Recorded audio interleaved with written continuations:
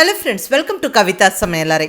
இன்னைக்கு நம்ம பார்க்க போற ஸ்பெஷல் ரெசிபி சுவையான பிரெட் உப்மா, கோவன் ஸ்டைல் பிரெட் உப்மா. நல்லா அந்த மசாலா ஃப்ளேவரோட சாப்பிட்றதுக்கு அட்டகாசமா இருக்குங்க. ஒரு சிம்பிளான டிஃபன் ரெசிபி.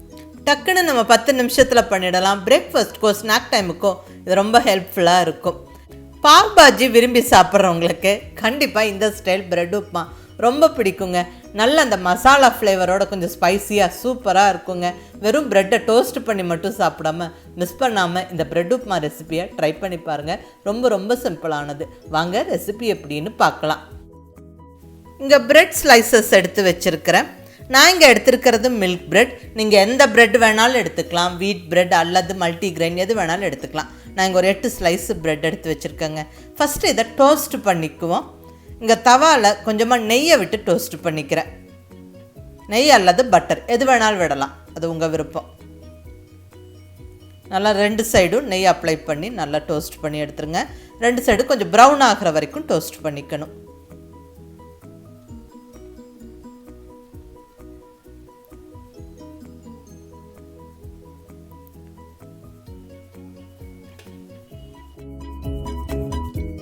இங்கே எடுத்து வச்சுருந்த பிரெட் ஸ்லைசஸ் எல்லாம் நல்லா டோஸ்ட் பண்ணி எடுத்தாச்சு.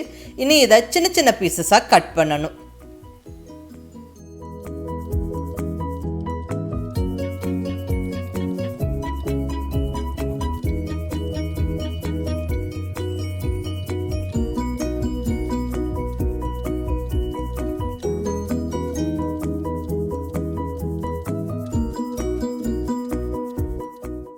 டோஸ்ட் பண்ணி வச்சுருக்கிற எல்லா ப்ரெட்டும் கட் பண்ணியாச்சுங்க.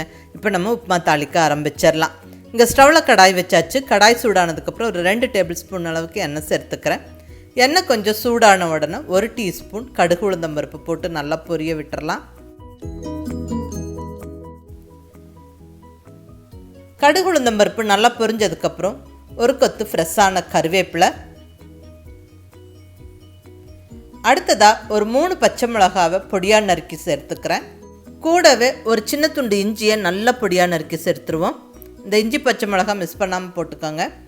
அடுத்தது ஒரு 10 to 12 முந்திரி பருப்பு சேர்த்துடலாம்.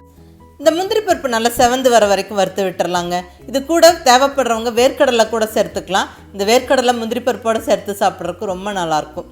அடுத்தது நல்ல பொடியான இருக்கணும். பெரிய வெங்காயம் 1 சேர்த்து நல்லா வதக்கி விட்டுருவோம். நல்லா வெங்காயம் கலர் மாறுற வரைக்கும் நல்லா வதங்கி வரணுங்க. ஸோ பொறுமையாக வதக்கி விடுங்க.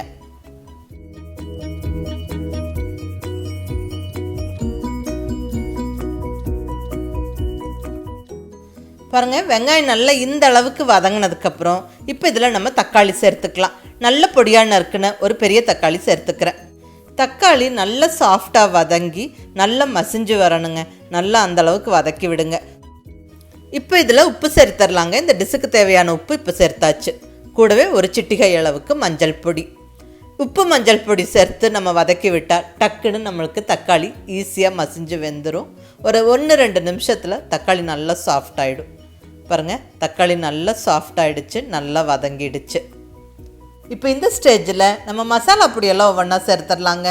நல்ல காரமான மிளகாய் பொடி ஒரு 1/2 டீஸ்பூன். ஏற்கனவே 3 பச்சை மிளகாய் கட் பண்ணி போட்டிருக்கிறோம். ஸோ மிளகாய் பொடி நான் இந்தளவுக்கு மட்டுமே சேர்த்துக்கிறேன். நீங்கள் உங்களுடைய டேஸ்ட்டுக்கு தகுந்த மாதிரி அட்ஜஸ்ட் பண்ணிக்கோங்க. அடுத்ததாக மல்லிப்பொடி 1 டீஸ்பூன் சேர்த்து நல்லா வதக்கி விட்டுருவோம். நல்லா 1 நிமிஷம் வதக்கி விடுங்க. அந்த மசாலா பொடியோட பச்சை வாசனையெல்லாம் போகணும்.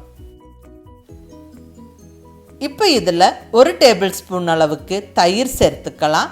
அதிகம் புளிக்காத ஃப்ரெஷ்ஷான தயிர் 1 டேபிள் ஸ்பூன். அதாவது நம்ம இங்கே வதக்கிட்டு இருக்கிற மசாலா கொஞ்சம் கிரேவியான பக்குவத்தில் தாளிச்சிட்டு அதில் டோஸ்டட் பிரெட் சேர்த்து கலந்துக்க போகிறோம். ரொம்ப நல்லாயிருக்குங்க. நீங்கள் ட்ரை பண்ணி பாருங்கள். இந்த பிரெட் உப்மா அப்படியே சூடாக சாப்பிட்றதுக்கு அப்படியே ஒரு பாவ் பாஜி ஃபீல் இருக்குங்க. இப்போ இதில் 1 டேபிள் ஸ்பூன் அளவுக்கு தண்ணி சேர்த்துக்கிறேங்க. நல்லா வதங்கி ஒரு திக்கான கிரேவி பக்குவத்துக்கு வரக்கு இந்த 1 டேபிள் ஸ்பூன் தண்ணி நல்லா கலந்து விட்டுருவோம். 1 நிமிஷம் நல்லா வதங்கி வரட்டும். இப்போ இங்கே 1 நிமிஷம் கழித்து ஓப்பன் பண்ணுறேங்க. நல்லா வதங்கி எண்ணெய் பிரிஞ்சு ஒரு பக்காவான மசாலா ரெடி. இப்போ இதில் டோஸ்ட் பண்ணி கட் பண்ணி வச்சுருக்கிற அந்த பிரெட் பீசஸை போட்டு கூடவே கொஞ்சமாக கொத்தமல்லி இலையும் தூவி விட்டு நல்ல ஒரு குயிக் மிக்ஸை கொடுத்துருவோம். நல்லா அந்த மசாலா எல்லா பிரெட் பீசஸ் மேலேயும் கோட் ஆகிற மாதிரி நல்லா கலந்து விட்டுருவோம்.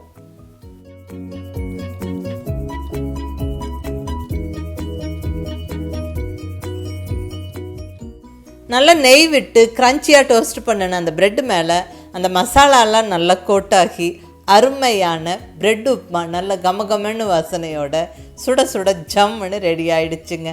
இது ரொம்ப ஒரு சிம்பிள் அண்ட் ஈஸியாக செய்யக்கூடிய ஒரு டிஃபன் ரெசிபி. டக்குன்னு ஒரு 10 நிமிஷத்தில் பண்ணிடலாங்க.